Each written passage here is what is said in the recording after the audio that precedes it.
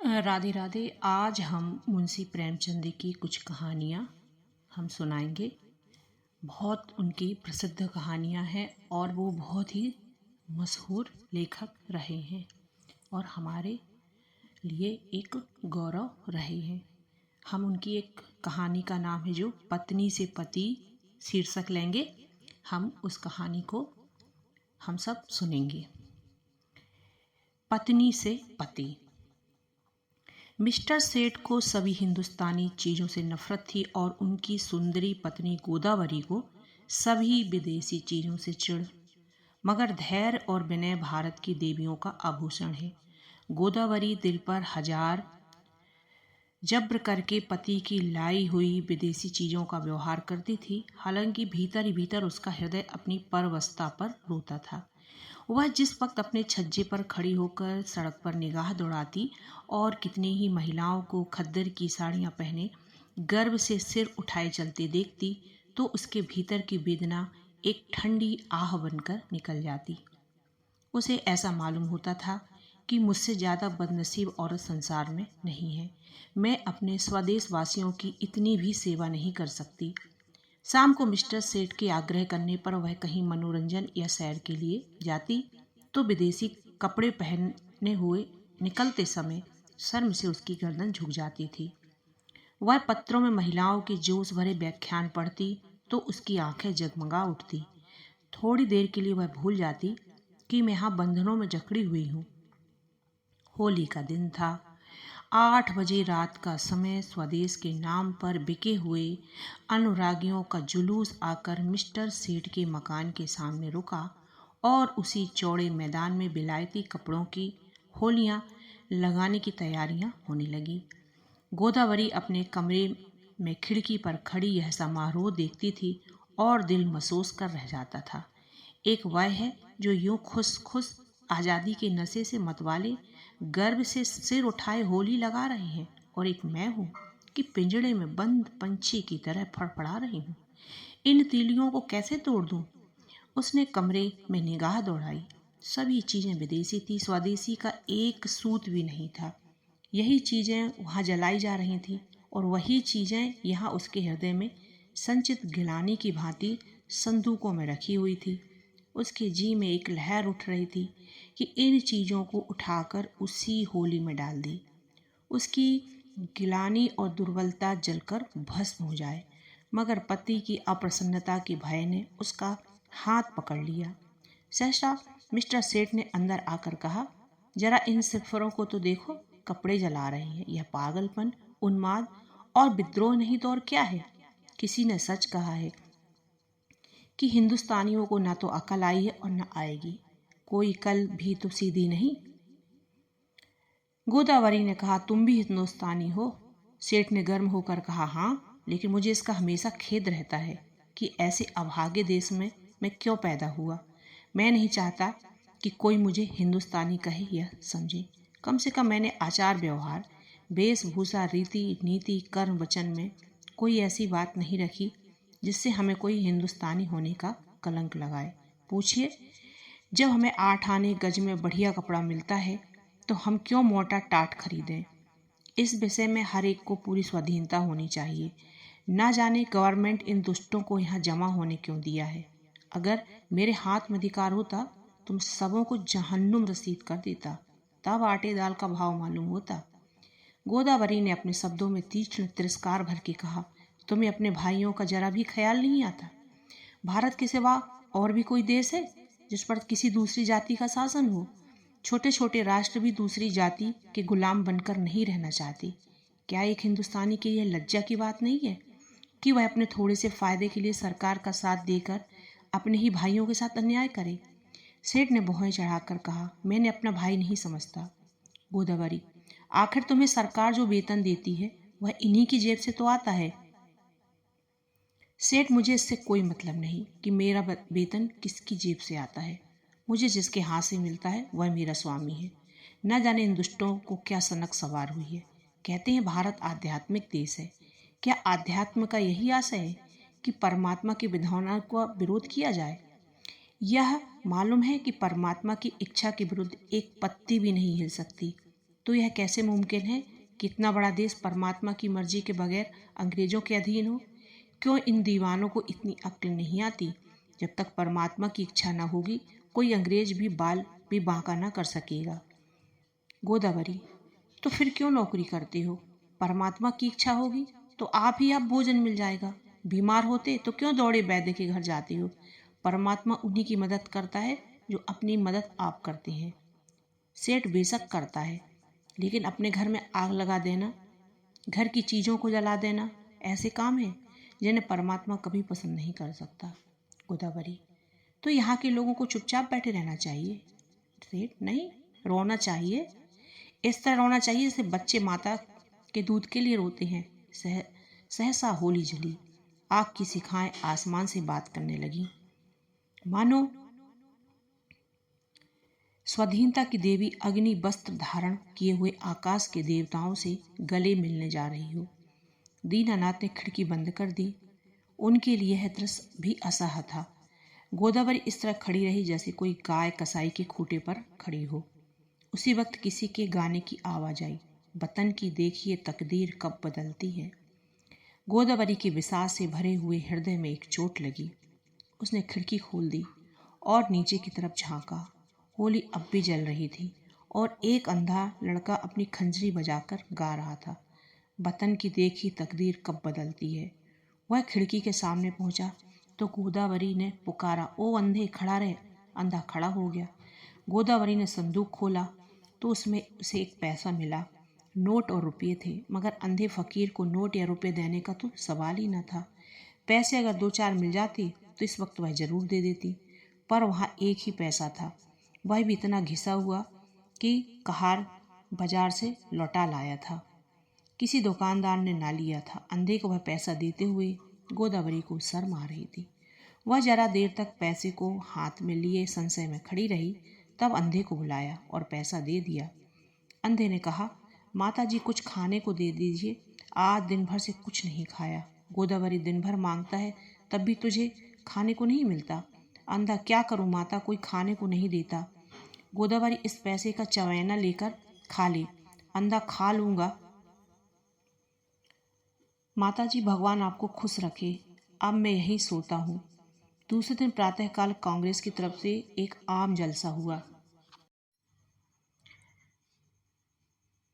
Mister सेठ ने विलायती पाउडर विलायती बुश से दांतों पर मला, विलायती साबुन से नहाया, विलायती चाय प्यालियों में पी और विलायती बिस्कुट विलायती मक्खन के साथ खाया। विलायती दूध पिया, फिर विलायती सूट धारण करके विलायती सिगार मुंह में दबाकर घर से निकली और अपनी मोटरसाइकिल पर बैठ फ्लावर शो देखने चली। गोदावरी को रात भर नींद नहीं आई। दुराशा और पराजय की कठिन यंत्रणा किसी कोड़े की तरह उसके हृदय पर पड़ रही थी। ऐसा मालूम होता था कि उसके कंठ में कोई कड़वी चीज अटक गई है। मिस्टर सेठ को अपने प्रभाव में लाने की उसने सब योजनाएं की जो एक रमणी कर सकती है, पर उसे भले आदमी पर उसके सारे हाव भाव, मृदु मुस्कान और वाणी विलास का कोई असर न हुआ। खुद तो स्वदेशी वस्त्रों के व्यवहार पन्ने पर क्या राजी होते। गोदावरी के लिए खद्दर की साड़ी लाने पर भी सहमत न हुए। यहाँ तक कि गोदावरी ने उनसे कभी कोई चीज मांगने की कसम खा ली। क्रोध और ग्लानि ने उनकी सद्भावना को इस तरह विकृत कर दिया जैसे कोई मैली वस्तु निर्मल जल को दूषित कर देती है। उसने सोचा, जब मेरी इतनी सी बात नहीं मान सकते तब फिर मैं इनके सारों पर क्यों चलूं, क्यों इनकी इच्छाओं की लौंडी बनी रहूं। मैं इनके हाथ कुछ अपनी आत्मा नहीं बेची है। अगर आज ये चोरी या गबन करें तो क्या मैं सजा पाऊंगी? उसकी सजा ये खुद झेलेंगी। उसका अपराध इनके ऊपर होगा। इन्हें अपने कर्म और वचन का अख्तियार है, मुझे अपने कर्म और वचन का अख्तियार। वह अपनी सरकार की गुलामी करें, अंग्रेजों की चौखट पर नाक रगड़ें, मुझे क्या गरज है कि मैं उनमें उनका सहयोग करूं? जिनमें आत्माभिमान नहीं है, जिसने अपने स्वार्थ को हाथों बेच दिया है, उसके प्रति अगर मेरे मन में भक्ति ना हो तो इसमें मेरा कोई दोष नहीं। यह नौकर है या गुलाम, नौकरी और नौकरी में अंतर। नौकर कुछ नियमों के अधीन अपना निर्दिष्ट काम करता है, वह नियम स्वामी और सेवक दोनों पर ही लागू होते हैं। स्वामी अगर अपमान करे, अपशब्द कहे, तो नौकर उसको सहन करने के लिए मजबूर नहीं है। गुलाम के लिए कोई शर्त नहीं कि उसका दैहिक गुलामी पीछे होती है, मानसिक गुलामी पहले ही हो जाती है। सरकार ने इनसे कब कहा है कि देसी चीज़ें ना खरीदो?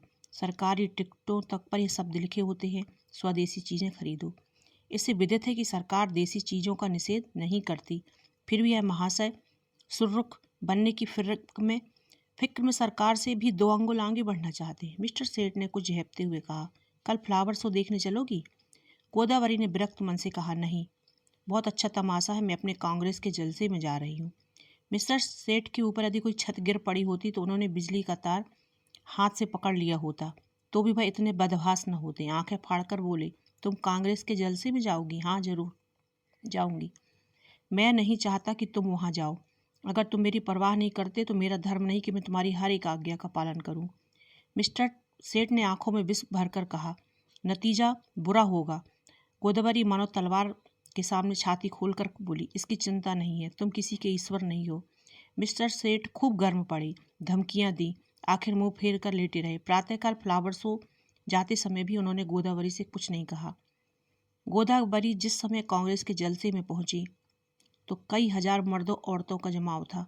मंत्री ने चंदे की अपील की थी और कुछ लोग चंदा दे रहे थे। गोदावरी उस जगह पर खड़ी हो गई जहां स्त्रियां जमा थी और देखने लगी कि लोग क्या देते हैं। अधिकांश लोग 2-4 आना ही दे रहे थे। वहां ऐसा कोई धनवान था ही कौन। उसने अपनी जेब टटोली तो 1 रुपया निकाला। उसने समझा यह काफ़ी है। इसी इंतजार में थी कि झोली सामने आवे तो उसमें डाल दूँ। सहसा वही अंधा लड़का जिसने कि उसने पैसा दिया था न जाने किधर से आ गया और ज्यों ही चंदे की झोली उसके सामने पहुंची, उनमें से उसने कुछ डाल दिया। सबकी आंखें उसकी तरफ उठ गई। सब कुतूहल हो रहा था कि अंधे ने क्या दिया, कहीं एक आध पैसा मिल गया होगा। दिन भर गला फाड़ता है, तब भी उस बेचारे को रोटी नहीं मिलती। अगर यही गाना पिशाच और साज के साथ किसी महफिल में होता तो रुपये बरसते, लेकिन सड़क पर गाने वाले अंधे की कौन परवाह करता है। झोली में पैसा डालकर वह अंधा वहां से चल दिया और कुछ दूर जाकर गाने लगा, वतन की देखी तकदीर कब बदलती है। सभापति ने कहा, मित्रों देखिए, यह ऐसा पैसा है जो एक गरीब अंधा लड़का इस झोली में डाल गया है। मेरी आंखों में इस पैसे की कीमत किसी अमीर के 1000 रुपये से कम नहीं है। शायद यही इस गरीब की सारी बिसात होगी। जब ऐसे गरीबों की सहानुभूति हमारे साथ है तो मुझे सत्य की वजह में कोई संदेह नहीं मालूम होता।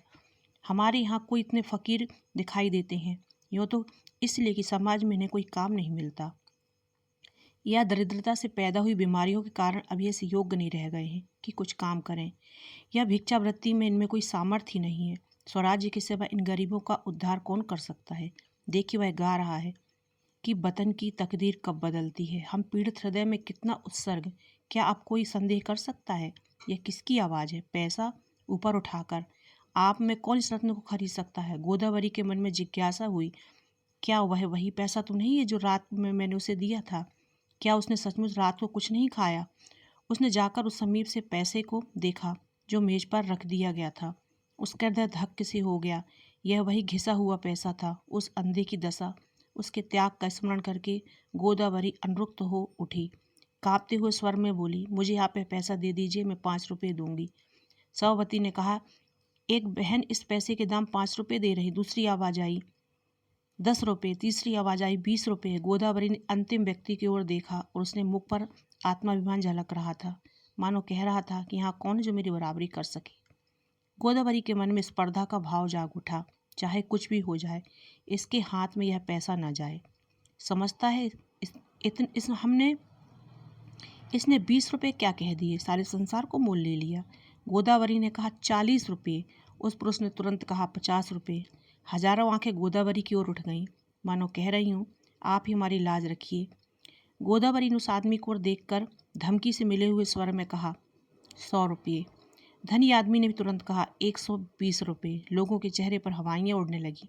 समझ गए इसी के हाथ में विजय रही। निराश हाथों से गोदावरी की ओर ताकने लगी, मगर ज्यों ही गोदावरी के मुंह से निकला 150 कि चारों तरफ तालियां पड़ने लगीं, मानो किसी दंगल के दर्शक ने अपने पहलवान की विजय पर मतवाले हो गए हों। उस आदमी ने फिर कहा, 250। गोदावरी बोली, 200। फिर चारों तरफ से तालियां पड़ी। प्रतिद्वंद्वी ने अपने मैदान से हट जाने में अपनी कुशल समझी। गोदावरी विजय के गर्व पर नम्रता का पर्दा डाली हुए खड़ी थी और हजारों शुभकामनाएं उस पर फूलों की तरह बरस रही थी। जब लोगों को मालूम हुआ कि यह मिस्टर सेठ की बीवी है तो उन्हें ईर्ष्यामय आनंद के साथ उस पर दया भी आई। मिस्टर सेठ अभी फ्लावर शो में ही थे कि उन्हें एक पुलिस के अफसर ने उन्हें यह घातक संवाद सुनाया। मिस्टर सेठ सख्ते में पड़ गए, मानो सारी देह शून्य पड़ गई हो। फिर दोनों मुट्ठियां बांध लीं, दांत पीसे और चबाए और उसी वक्त घर चले। उनकी मोटरसाइकिल कभी इतनी तेज ना चली थी। घर में कदम रखते ही उन्होंने चिंगारियां भरी आंखों से देखते हुए कहा, क्या तुम मेरे मुंह में कालिक पुतवाना चाहती हो? गोदावरी ने शांत भाव से कहा, कुछ भी मुंह से भी तो कुछ भी कहो या गालियां ही दिए जाओगी। तुम्हारे मुंह में कालिख लगेगी तो मेरे मुंह में न लगेगी। तुम्हारी जड़ खोदेगी तो मेरे लिए कौन सा सहारा है मिस्टर सेठ? सारे शहर में तूफान मचा हुआ है, तुमने मेरे रुपए क्यों दिए? गोदावरी ने उसी शांत भाव से कहा, इसलिए कि मैं उसे अपना ही रुपया समझती हूँ। मिस्टर सेठ दांत किटाकर बोले, हरगिज नहीं, तुम्हें मेरा रुपया खर्च करने का कोई हक नहीं। गोदावरी, बिल्कुल गलत। तुम्हारे रुपए खर्च करने का तुम्हें जितना अख्तियार है उतना मुझको भी है। हाँ, जब तलाक का कानून पास करा लोगे और तलाक दे दोगे तब ना रहेगा। मिस्टर सेठ ने अपना हेड इतने जोर से मेज पर फेंका कि वह लुढ़कता हुआ जमीन पर गिर पड़ा और बोले, मुझे तुम्हारी अक्ल पर अफसोस आता है। जानती हो तुम्हारी इस उद्दंडता का क्या नतीजा होगा? मुझसे जवाब तलब हो जाएगा। बतलाओ, क्या जवाब दूंगा? जब यह जाहिर है कि कांग्रेस सरकार से दुश्मनी कर रही हो तो कांग्रेस की मदद करना सरकार के साथ दुश्मनी करना है। तुमने तो नहीं कांग्रेस की मदद की, तुमने तो की। इसकी सजा मुझे मिलेगी या तुम्हें? अगर मैं चोरी करूं तो क्या तुम जेल जाओगे? चोरी की बात और है और बात और है। तो क्या कांग्रेस की मदद करना चोरी या डांके से भी बुरा है? हाँ, सरकारी नौकर के लिए चोरी या डांके से भी कहीं बुरा है। मैंने यह नहीं समझा था। अगर तुमने यह नहीं समझा था तो तुम्हारी बुद्धि का भ्रम था। रोज अखबारों में देखती हो, फिर भी मुझसे पूछती हो कि एक कांग्रेस का आदमी प्लेटफार्म पर बोलने खड़ा होता है तो 20 सादे कपड़े वाले पुलिस अफसर उसकी रिपोर्ट लेने बैठते हैं और कांग्रेस के सरगनाओं के पीछे कई कई मुखबिर लगा दिए जाते हैं जिनका काम यही है कि उन पर कड़ी निगाह रखे। चोरों के साथ तो इतनी सख्ती कभी नहीं की जाती, इसलिए हजारों चोटियां और डाके खून रोज होते रहते हैं। किसी का कुछ पता नहीं चलता, न पुलिस इसकी परवाह करती। मगर पुलिस को जिस मामले में राजनीति की गंध आ जाती है, फिर देखो पुलिस की मुस्तैदी। इंस्पेक्टर जनरल से लेकर कांस्टेबल तक एड़ियों तक का जोर लगाते हैं। सरकार को चोरों से भय नहीं। चोट सरकार पर चोट नहीं करता, चोर कांग्रेस सरकार के अख्तियार पर हमला करती है। इसलिए सरकार भी अपनी रक्षा के लिए अपने अख्तियार से काम लेती है। यह तो प्रकृति का नियम है। मिस्टर सेठ दफ्तर चले तो उनके कदम पीछे रह जाते थे।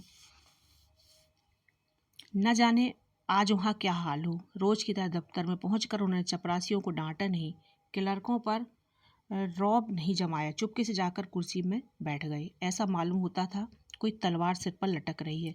साहब की मोटर की आवाज़ सुनते ही उनके प्राण सूख गए। रोज वे अपने कमरे में बैठते रहते थे। जब साहब आकर बैठ जाते तब आधे घंटे के बाद मिसले लेकर पहुंचते थे।